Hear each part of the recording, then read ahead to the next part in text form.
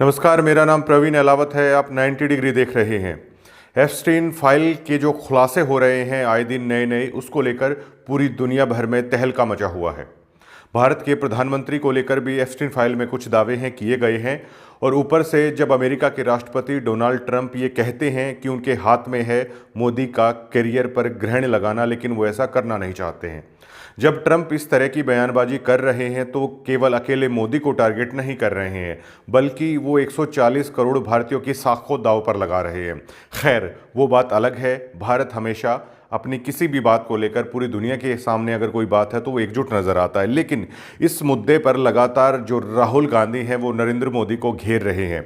ना केवल घेर रहे हैं, बल्कि ऐसा लगता है कि नरेंद्र मोदी के साथ साथ पूरी भाजपा है अब बैकफुट पर जा चुकी है। राहुल गांधी लगातार मीडिया के सामने या फिर संसद हो, राहुल गांधी लगातार ये कह रहे हैं कि मोदी को संसद में आना चाहिए और इस मुद्दे पर खुलकर इन तमाम बातों का सामना करना चाहिए। लेकिन जैसे स्पीकर ओम बिरला ने कहा था कि प्रधानमंत्री नरेंद्र मोदी इसलिए सदन में नहीं आ रहे हैं कि उनकी सुरक्षा को लेकर प्रश्न चिन्ह है, वो इसलिए संसद में नहीं आ रहे हैं। राहुल गांधी ने यहाँ तक कह दिया कि अगर कोई ऐसा करता है तो आप उस पर एफआईआर भी दर्ज करा सकते हैं, लेकिन प्रधानमंत्री को एप्स्टीन फाइल पर इस जो बहस है इसका सामना है करना चाहिए। दूसरी तरफ राहुल गांधी जो पूर्व जर्नल हैं नरवणे, उनकी जो पुस्तक हालांकि वो प्रकाशित तो नहीं हुई है, लेकिन उसमें जो गलवान में जो क्लैश हुआ था उसको लेकर भी राहुल गांधी है प्रधानमंत्री नरेंद्र मोदी पर बेहद आक्रामक नजर आ रहे हैं। और इतने सालों में जब से मोदी लहर चली है, इतने सालों में पहली बार ये ऐसा मौका है जब राहुल गांधी के सामने पूरी बीजेपी है बैकफुट पर नजर आती है। अब देखिए, जब मोदी लहर थी तो ऐसे ऐसे राजनेता भी चुनाव जीत गए थे जो शायद कभी चुनाव नहीं जीत पाते, लेकिन मोदी लहर के कारण वो चुनाव जीते। और ये किसी से छुपा नहीं है, उन्होंने खुलकर इस बात को स्वीकार किया कि मोदी है तो मुमकिन है, और मोदी के नाम पर वो चुनाव जीत कर आए हैं। अब जबकि मोदी के नाम पर चुनाव जीता जा सकता है, मोदी के नाम पर इतनी भारी प्रचंड जीत हो सकती है, और अगर मोदी के नाम पर आप इतने सालों तक सत्ता में बने रह सकते हैं, तो उन्हीं मोदी के नाम पर एक सिक्के के दो पहलू होते हैं। उन्हीं मोदी के नाम पर आप लोग हार भी सकते हैं। उन्हीं मोदी के नाम पर जहां पर आप बड़ा बड़ा बहुमत लाने का दावा करते हैं, उन्हीं मोदी के नाम पर आप बैकफुट पर भी जा सकते हैं। और नरेंद्र मोदी के नाम से अगर चुनाव आप जीतते हैं तो नरेंद्र मोदी जब दबाव में है, चाहे हरियाणा के बीजेपी नेताओं की बात कर लीजिए या देश भर में बीजेपी की बात कर लीजिए, बूथ स्तर तक इवन दैट हर कोई दबाव महसूस कर रहा है नरेंद्र मोदी के दबाव में आने से। और कहीं ना कहीं राहुल गांधी ने भाजपा की जो सबसे मजबूत नाड़ी थी नरेंद्र मोदी, उसी को कहीं ना कहीं राहुल गांधी ने पकड़ लिया है। राहुल गांधी इस बात को बाखूबी समझ गए हैं कि अगर नरेंद्र मोदी पर दबाव आ जाता है तो कहीं ना कहीं पूरी बीजेपी पर दबाव आ जाएगा। और कहीं ना कहीं ऐसा देखा भी जा रहा है, प्रधानमंत्री के दबाव में आते ही जो बूथ स्तर तक बीजेपी के नेता हैं वो दबाव महसूस कर रहे हैं। और ये कहना भी कोई ज़्यादा जल्दबाजी नहीं होगी कि जिस मोदी के नाम पर इतने सालों तक भाजपा सत्ता का सुख है वो ले रही है, उन्हीं मोदी के नाम पर वो सत्ता से बाहर भी हो सकती है। कई जगह तो ये भी दावे किए जा रहे हैं क्या प्रधानमंत्री इस मुद्दे पर बदले भी जा सकते हैं। लेकिन एप्स्टीन फाइल को अगर हरियाणा की सिंपल भाषा में अगर हम समझाना चाहें तो एप्स्टीन फाइल कुछ ऐसे लोगों का समूह था जिसमें हमारे आम हरियाणा में बड़े बूढ़े ये कहते हैं कि जो काम नहीं करने के होते उन कामों को नहीं करना चाहिए।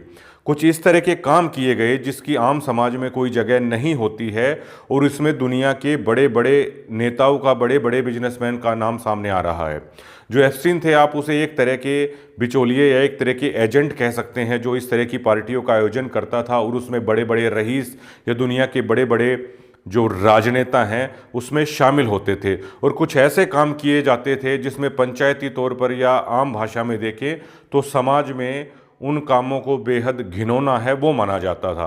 और इसकी चपेट में पूरा विश्व है, चाहे ग्रेट ब्रिटेन हो, चाहे अमेरिका हो, यूरोपीय देश हो, कहीं भी हो। एप्स्टीन फाइल ने पूरे दुनिया में सनसनी फैला रखी है, और कहीं ना कहीं भारत के एक मशहूर उद्योगपति का भी नाम इसमें सामने आ रहा है। लेकिन राहुल गांधी इस मुद्दे पर आक्रामक है बेहद, और इतने सालों में पहली बार नरेंद्र मोदी पर इससे ज़्यादा दबाव कभी नहीं देखा गया। हालांकि अब ये आने वाला वक्त ही बताएगा कि जो भाजपा की सबसे मजबूत कड़ी थी नरेंद्र मोदी, वो इसी तरह बरकरार रहते हैं, या भाजपा के लिए सबसे मजबूत चेहरा ही उनकी सबसे बड़ी कमजोरी आने वाले भविष्य में बन जाएगा। लेकिन इतने सालों के बाद राहुल गांधी पहली बार बीजेपी पर इस तरीके से हावी नज़र आ रहे हैं और मीडिया भी इस बात को एक्सेप्ट कर रही है और आम जनता भी इस बात को एक्सेप्ट कर रही है कि राहुल गांधी के सामने पहली बार मोदी बैकफुट पर हैं। बहुत सालों के बाद ऐसा लग रहा है कि सीधे सीधे अमेरिका का दखल है वो भारतीय राजनीति में नजर आ रहा है। जिस तरीके से इमरान खान ने लगातार ये कहा कि अमेरिकी दबाव में है, उनके साथ ऐसा हुआ है, जिस तरह बांग्लादेश में भी ये कहा जा रहा है और बांग्लादेश में जिस तरीके से अमेरिका एजेंट्स पर हमला हुआ था उस वक्त भी काफ़ी अटकलों का बाजार गर्म था कि क्या भारत के प्रधानमंत्री पर हमला भी हो सकता है। और देखिए, अमेरिका कई देशों की राजनीति में लगातार दखल देता है, लेकिन भारत एक बहुत बड़ा डेमोक्रेटिक कंट्री है, सीधे सीधे अमेरिका कुछ नहीं कर पा रहा है।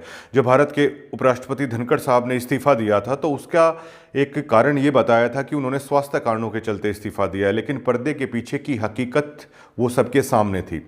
यहाँ तक दावे किए गए कि जो उपराष्ट्रपति ने जो अविश्वास प्रस्ताव लिया है उसमें कहीं ना कहीं अंदर खाते ये बात भी तय हो चली थी कि किस तरीके से एनडीए की सरकार को है वो गिराया जा सकता है।